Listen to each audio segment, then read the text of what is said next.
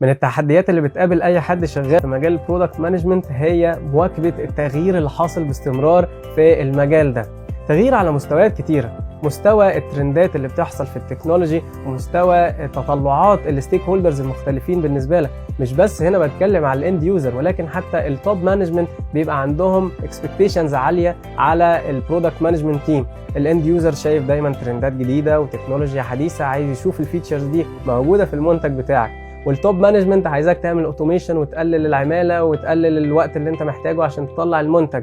ازاي انك تدمج ما بين طلبات كل الناس دي وتحقق الستيك هولدرز باي ان كلهم يكونوا مشترين الفكره والمنتج اللي انت شغال عليه. ده اللي بنشتغل عليه خلال البرودكت مانجمنت ماستر كلاس، ان انت تكون عندك كل المهارات التقنيه والمهارات السوفت سكيلز اللي انت محتاجها عشان تتميز في الدور ده، وتبقى عارف الاجايل ميثودولوجيز اللي انت ممكن تكون بتستخدمها، وكمان تبقى عارف ازاي انك تشتغل مع التيمز المختلفه وتديلهم الانيبلمنت او تديلهم التمكين انهم يقوموا بدورهم وانك تطلع منهم افضل شغل.